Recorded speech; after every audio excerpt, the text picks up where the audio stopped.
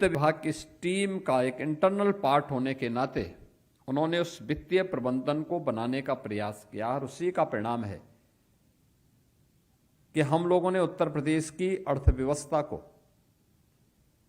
3 गुना करने में सफलता प्राप्त की, प्रति व्यक्ति आय को 3 गुना करने में सफलता प्राप्त की, उत्तर प्रदेश के बजट को उत्तर प्रदेश के आकार के अनुरूप 3 गुना करने में सफलता प्राप्त की।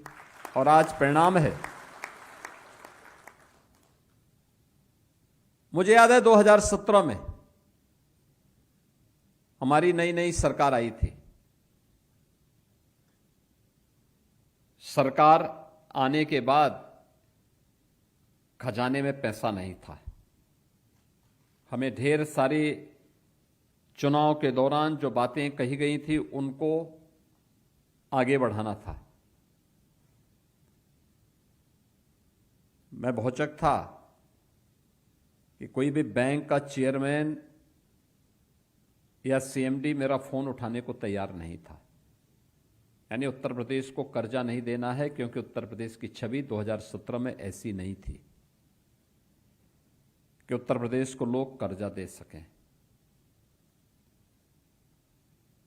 मैं परेशान था, कैसे चलेगा इतनी बड़ी आबादी का राज्य। और उस समय जब हम लोगों ने फिर कार्य करना प्रारंभ किया, मैंने उसी समय तय किया था कि भाई बैंक से पैसा नहीं लेंगे, किसी वित्तीय संस्थान के सामने नहीं जाएंगे, अपने रिसोर्सेस बढ़ाएंगे, वित्तीय अनुशासन को ठीक करेंगे, बेहतर वित्तीय प्रबंधन का उदाहरण प्रस्तुत करेंगे। परिणाम क्या है? आज उत्तर प्रदेश सरकार कोई बड़ा प्रोजेक्ट लेके आती है। आपने देखा होगा अभी गंगा एक्सप्रेसवे, जो देश का सबसे बड़ा एक्सप्रेसवे, लगभग 600 किलोमीटर लंबा है। जब गंगा एक्सप्रेसवे को हम बना रहे थे तब भी हम लोग बैंक के पास नहीं गए कि हमें कर्जा चाहिए। याद करिए, गंगा एक्सप्रेसवे में कुल 36,000 करोड़ रुपए से अधिक पैसा लगा है। और लगा ही नहीं है, इसके अलावा उसमें 9 इंडस्ट्रियल एंड लॉजिस्टिक हब अलग से विकसित हो रहे हैं। उसके लिए भी लगभग 7,000 एकड़ लैंड अतिरिक्त ली गई है। कुल मिलाकर के अगर आप देखेंगे तो इस पूरे एक्सप्रेसवे पर 42,000 करोड़ रुपए से अधिक खर्च हुए हैं, एक्सप्रेसवे के साथ साथ इंडस्ट्रियल क्लस्टर और लॉजिस्टिक हब के निर्माण के लिए। लेकिन बैंकर्स लाइन लगाए खड़े थे कि साहब हम पैसा देना चाहते हैं, हम पैसा देना चाहते हैं, आप हमारा पैसा लगाइए, हमारा पैसा लगाइए। हमने कहा उत्तर प्रदेश बदल चुका है, अब उत्तर प्रदेश बदल चुका है। हम अब रेवेन्यू सरप्लस स्टेट हैं। लगातार कर्ज जो पिछली सरकारों ने लिया था, उस कर्ज को हम नीचे करने में सफल हुए हैं और उत्तर प्रदेश की अर्थव्यवस्था को हम काफी आगे बढ़ा चुके हैं। अब देश के टॉप 3 अर्थव्यवस्था में कोई नाम आता है तो यूपी का नाम आता है। पहले बॉटम 3 में यूपी का नाम आता था। अब उत्तर प्रदेश में हर व्यक्ति निवेश करना चाहता है, हर वित्तीय संस्था ने आना चाहता है। याद करिए कितनी बड़ी भूमिका आपकी है। अगर यह वित्तीय प्रबंधन और वित्तीय अनुशासन नहीं होता, हम कुछ नहीं कर सकते थे। मनमानापन होता, लूट मची होती, हर व्यक्ति तबाह रहता, सुविधाएं लोगों को नहीं मिलती, बिजली नहीं मिलती, चलने के लिए सड़कें नहीं मिलती।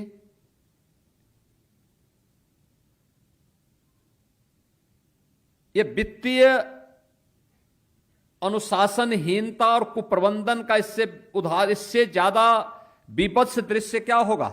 आप लखनऊ में जब यहां से निकलते होंगे, सामने एक बिल्डिंग, ऊंची बिल्डिंग दिखाई देगी आपको, उसको कहते हैं जेपीएन सेंटर। इमरजेंसी के खिलाफ जिस महापुरुष ने शंखनाद करके भारत के लोकतंत्र की बहाली के लिए अपना योगदान दिया था, ऐसे जयप्रकाश नारायण जी के नाम पे वो सेंटर 2017 के पहले समाजवादी पार्टी की सरकार में बनना प्रारंभ हुआ। लागत थी 200 करोड़, खर्च हो गए 860 करोड़ और अभी भी अधूरा। यह है वित्तीय कुप्रबंधन।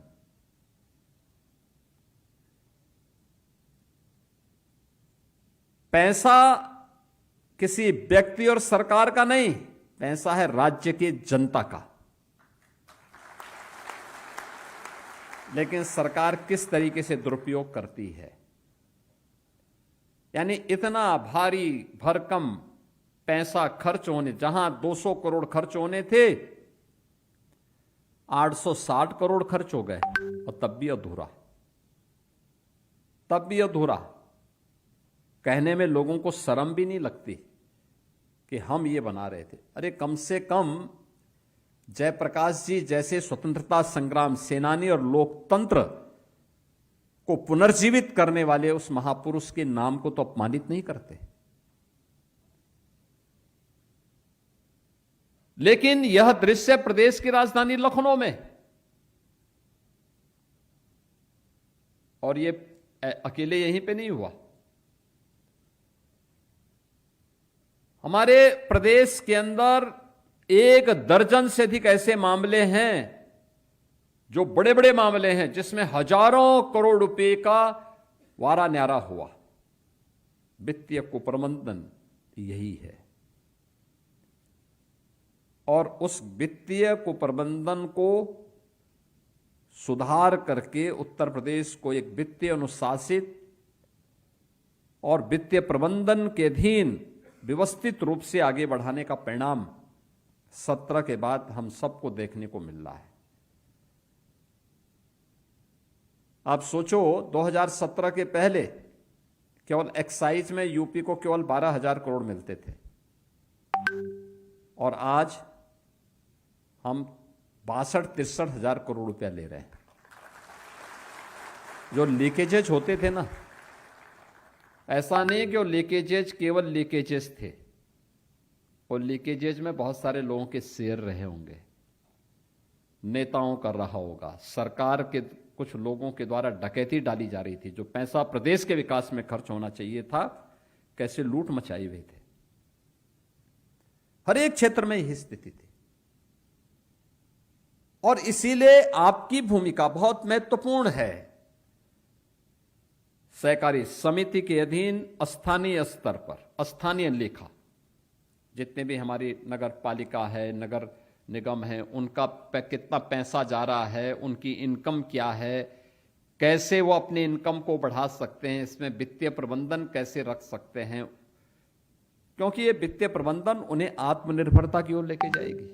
आत्मनिर्भरता की पहली शर्त है कि उसको स्वयं वित्तीय अनुशासित होना पड़ेगा, बेहतरीन वित्तीय प्रबंधन करना पड़ेगा।